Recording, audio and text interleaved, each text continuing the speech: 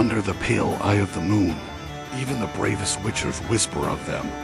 Not vampires, not drowners, but something more tragic, something that was once human. Tonight, witchers, we speak of the cursed beasts who hunt when the moon calls their name, the werewolves of the continent. Remember to like and subscribe, witchers. The nature of the curse, what makes a werewolf. Werewolves in The Witcher aren't monsters by birth. They're made through a curse, twisted by dark magic or divine punishment. Unlike vampires or Leshens, their origin isn't from another world.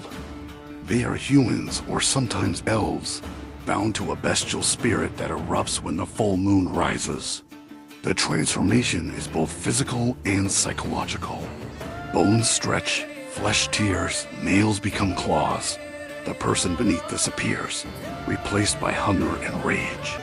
Their senses sharpen beyond witcher levels. They smell fear, blood, and deceit. Their regeneration is so intense that only cursed oil, silver blades, or moon dust bombs can truly wound them. In essence, a werewolf is a prisoner of two worlds, half man, half beast, forever torn between love and bloodlust. Even witchers, who see monsters as contracts and coin, often hesitate when facing one, because beneath the fur and fangs, there's a human soul screaming for release. Origins in Witcher lore, the old curses. According to elven records and ancient druidic legends, the first lycanthropic curse dates back to the Age of the Conjunction, when dark magic seeped into mortal lands.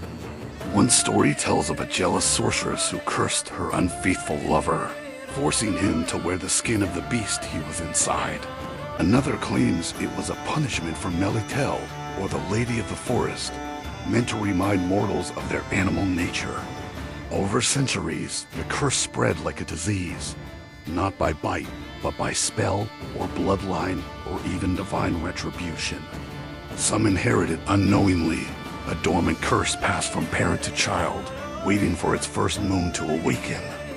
And while no school of witchers ever confirmed the true first werewolf, many suspect that these curses were created by mages experimenting with shape-shifting magic, a cruel mockery of transformation that went horribly right or horribly wrong. Signs of the beast, the transformation. The first sign is never the howl. It's the silence before it. Birds flee, dogs whimper, and a once kind man feels a fever beneath his skin.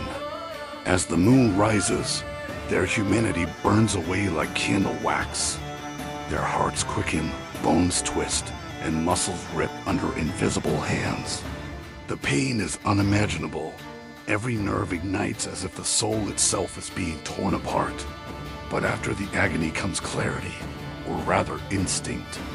When the transformation completes, the werewolf no longer knows friend from foe, only scent, only prey. Even after reverting to human form, many remember nothing, only bloodstains and the weight of guilt they can never wash away. And yet, some part of them enjoys it. That's the cruelest truth. The beast isn't separate. It's them, just unbound. The Witcher's Hunt, how to slay a werewolf. Slaying a werewolf is no simple hunt.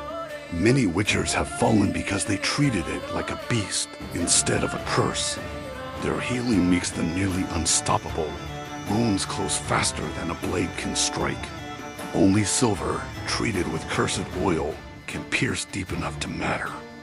Moon dust bombs disrupt their regeneration, freezing them in half form, a brief window for a killing blow. But even then, a witcher must resist pity, because the creature begging for death often wears the face of an innocent. Geralt himself has faced several cursed souls. In The Witcher 3, we meet Neilin, a hunter from Blackbough who loved his wife, Margaret. When his curse awakened, he slaughtered her and her sister in a frenzy. Yet even after killing countless travelers, he wept for what he couldn't control. Geralt could choose to lift the curse, or end his suffering permanently. That's the Witcher's dilemma. Do you kill the beast, or save the man? love and the curse when affection turns to tragedy. There's a reason werewolves appear in so many tales of doomed love. Because love, true love, is often the only key that can break the curse. But it's rarely that simple. In the story, Wild at Heart, Gerald can attempt to free Neelan's curse with the help of his beloved. But if she dies before the ritual completes, the curse turns permanent. A lover's death binds the beast forever. Some mages claim that only forgiveness or self-sacrifice can lift the curse. Others say it's impossible, that the curse feeds on guilt itself. Either way, werewolves represent the tragic intersection of emotion and monstrosity, proof that love and horror often share the same heartbeat. And so the cycle continues. A man falls in love, hides his nature, the moon rises, and tragedy repeats.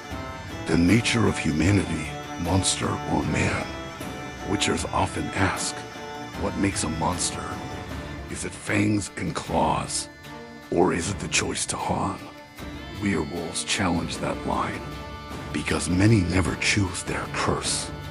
They wake to bloodshed they didn't commit willingly. To some witchers, that makes them victims, not monsters. To others, it doesn't matter. The danger they pose outweighs their guilt. Gerald's moral code leans toward mercy when possible. He knows the difference between a cursed soul and a sadist. But even he admits, if you hunt monsters long enough, you start to see the beast in every man, and the man in every beast. That's why werewolves fascinate sorcerers and philosophers alike. They embody the duality of human nature. Civilization by day, instinct by night. A living reflection of what happens when conscience sleeps and desire takes control. Lesser-known variants, from Olvens to Berserkers.